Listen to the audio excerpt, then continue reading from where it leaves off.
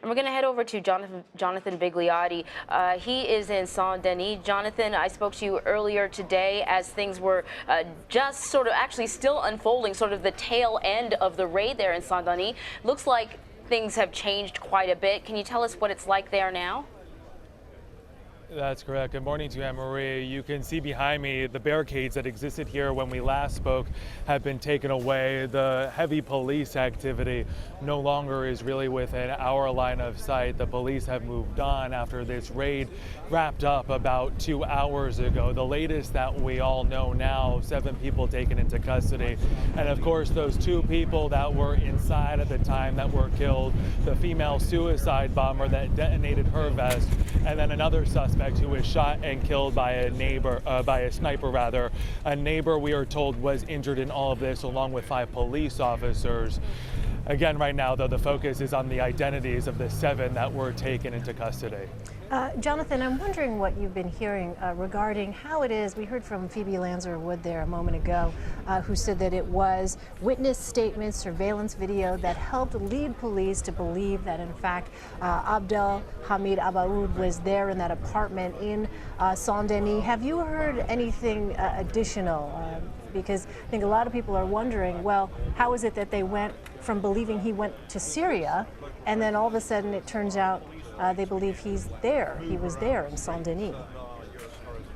I know it's almost like a game of where in the world is Abdel Hamid Abaoud, because you said it and put it perfectly.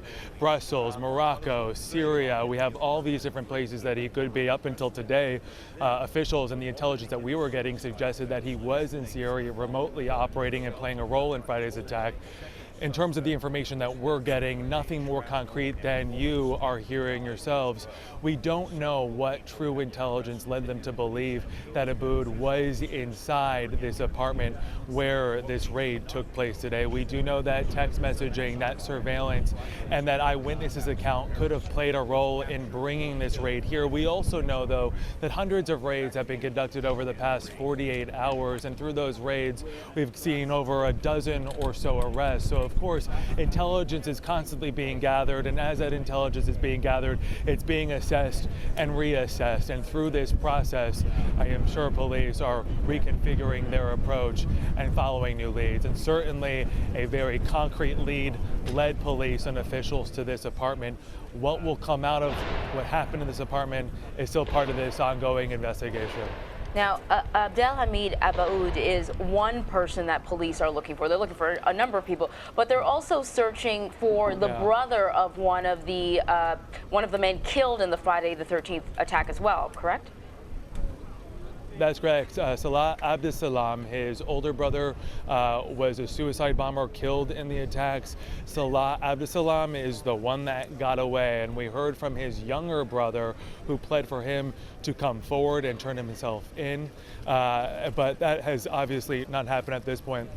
4 hours after the attacks, we do know that police almost had them in their grips. He was pulled over in a car near Brussels, but at that point, a warrant wasn't out for his arrest, and he was allowed to go on his way. He was the focus of this huge manhunt for the past few days, and only yesterday we learned that now there could be a second fugitive at large. We don't know the identity of that fugitive, but now we certainly do see the bigger puzzle of all of this coming together. 2 fugitives, including Abdeslam, still at large this morning. Jonathan, have you had a chance to talk to residents there? I mean, in the shot behind you, I can see people, walking around, sort of going about their business. I wonder what, number one, their reaction is, but also what kind of area is Saint-Denis?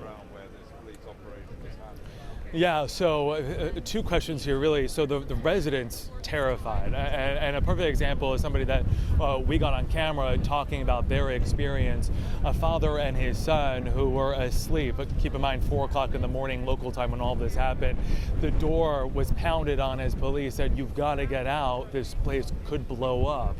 Again, keep in mind that there were explosions going off and a lot of gunfire. In terms of this region here, we're about 30 minutes outside of the center of of Paris. Saint-Denis is a predominantly Muslim area. It is on the government's no-go list for people to come here, and there is extremist behavior registered in this area, and that is why some of the raids that we have seen, including this morning's one, have been focused and honed in on this area. This place, though, very much on edge, especially now with this realization 7 suspects connected to the attacks, we believe, were pulled from one of the apartments here.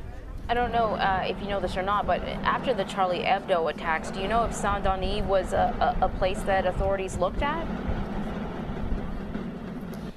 That's a great question, Anne-Marie, and I don't know, to be honest with you, and I don't want to speculate in this case.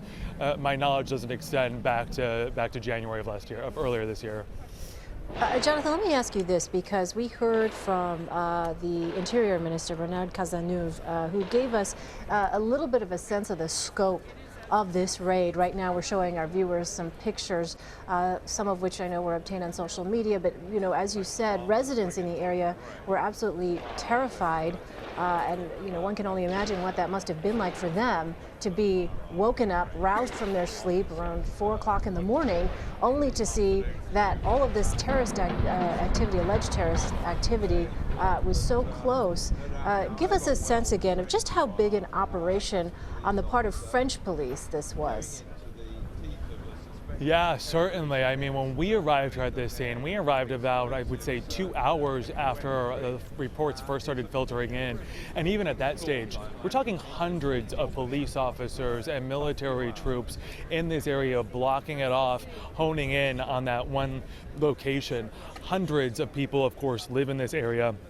Tons of apartments around here, and they had to all individually be safely evacuated as what has been described as a war zone type scene was unfolding before their very eyes. You were playing the video and we heard the loud explosions and that gunfire, and you have to imagine being a resident here waking up to this, and certainly being a child, because we've heard several eyewitness accounts of children that had to get out, and we've seen people being cleared out of here throughout the morning as this raid was taking place. Right now, the barriers have been taken down, as we started off this report telling you, and so the sense of normalcy, if you could even call it that, maybe a new norm, is starting to unfold here as people kind of get back to their lives. And what is amazing is how quickly people kind of do start to mill around after what unfolded here. But certainly terrifying moments earlier this morning as that initial gunfire and those explosives rung out here. Jonathan Vigliotti in Saint-Denis. Thank you very much, Jonathan.